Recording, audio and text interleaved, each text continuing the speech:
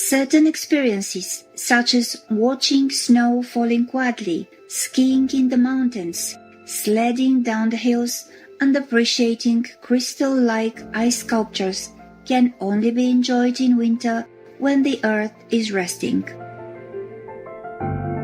Sculpting is the art of creating a three-dimensional visual object by carving or modeling in stone, metal, ceramics, wood, or even ice and snow. Sculptures made from ice are less permanent and can remain robust and intact for minutes to months, depending on the ambient temperature. Because these works of art are short-lived, they are very precious.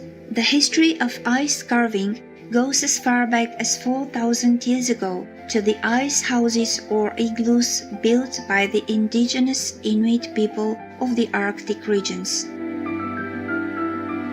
In 17th century China, the people of Heilongjiang province created simple ice lanterns by carving holes in bucket-shaped blocks of ice and placing candles inside. This technique has become so popular that ice lanterns are still used in celebrations and festivals today. The simple ice lantern has evolved into multi-lighted, complex and impressive sculptures that are featured at ice festivals.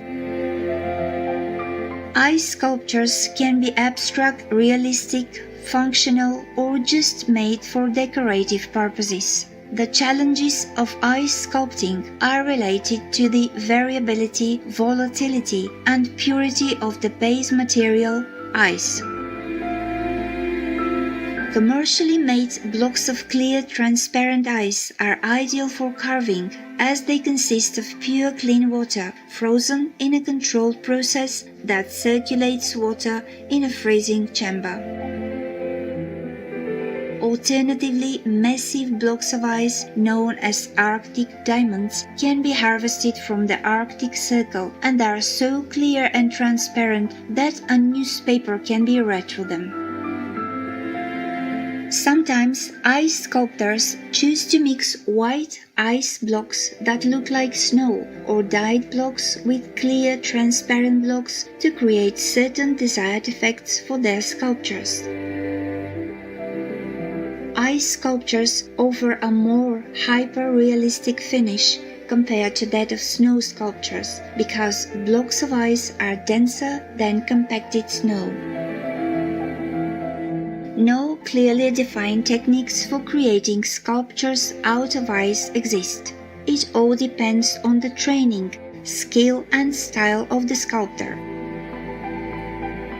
Sculpting an object out of compacted, icy snow requires sculpting tools like sheetrock saws to cut through large snow blocks, then ice chippers and chisels to shape it, followed by machetes for fine detailing. As for the final touches to the sculpture, sandpaper is used to smooth out any unevenness. Besides being used as displays for festivals, celebrations, and other occasions, ice sculptures can also be used to drive home messages about the effects of climate change. The Ice Bear Project, a not-for-profit arts organization founded by the British artist, sculptor, and climate change activist Mark Corrett, is raising awareness about global warming through ice bear sculptural events.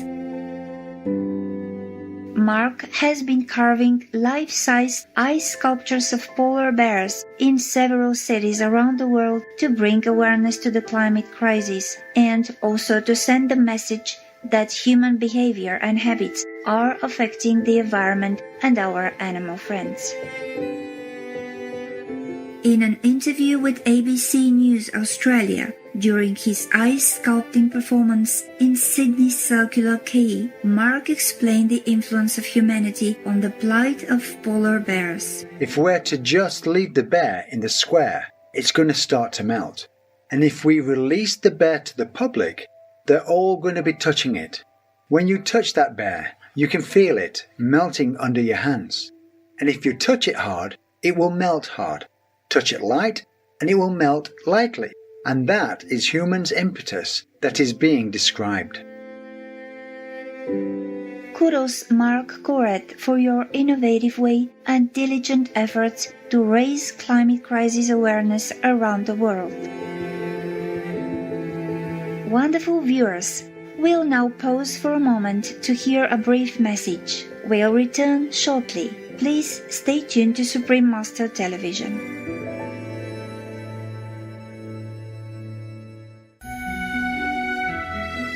Welcome back to our show on the art of ice sculpting.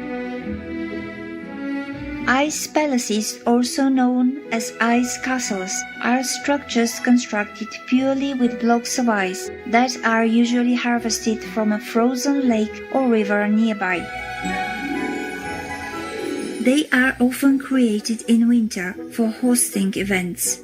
The first known constructed ice palace was commissioned by the Empress of Russia, Her Majesty Anna Ivanovna. The palace was built in St. Petersburg, Russia, during the winter of 1739 to 1740 from blocks of ice harvested from the river Neva.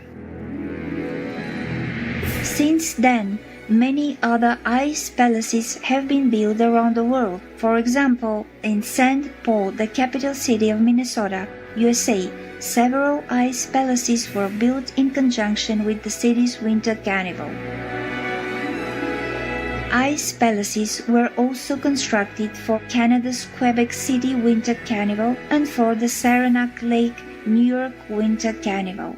Ice palaces are among the key attractions at most ice and snow festivals. In fact, these structures are so popular that one is featured in the animated Disney film Frozen. In this film, an ice palace is created by Queen Elsa using her own ice powers. We'll now present some of the various international ice and snow sculpture festivals that are held worldwide each year. The larger events are typically organized in countries with cold winters, especially in the Northern Hemisphere. Quite a number of colder countries have established traditions of ice and snow sculpting, and their sculptors regularly participate in international events, competing and showcasing their skills and artistic creations. Countries that have hosted such festivals include Belgium, Canada, China, Japan, Russia, Sweden, the United States, Argentina, and the United Kingdom. The World Ice Art Championships is a famous event that's organized exclusively by volunteers. Since 1989, it has been held annually in Alaska, USA, with nearly 100 sculptors coming from around the world to compete in sculpting large blocks of clear, transparent, natural ice into awesome, enchanting sculptures. In Canada, the Quebec City Winter Carnival is a yearly affair, and its ice sculpture festival normally lasts for about 3 weeks. The Quebec Festival is considered to be one of the best in the world because of the wide variety of ice sculptures on display, its numerous games, and its fabulous activities, which attract many visitors. Other popular international ice and snow sculpture festivals are those hosted by China and Japan. The annual festival in Harbin, Heilongjiang Province, China, is a most notable event and is becoming more popular. It has grown over the years, both in size and the number of participants. Although for the year 2020, the festival was scaled back due to the COVID-19 pandemic.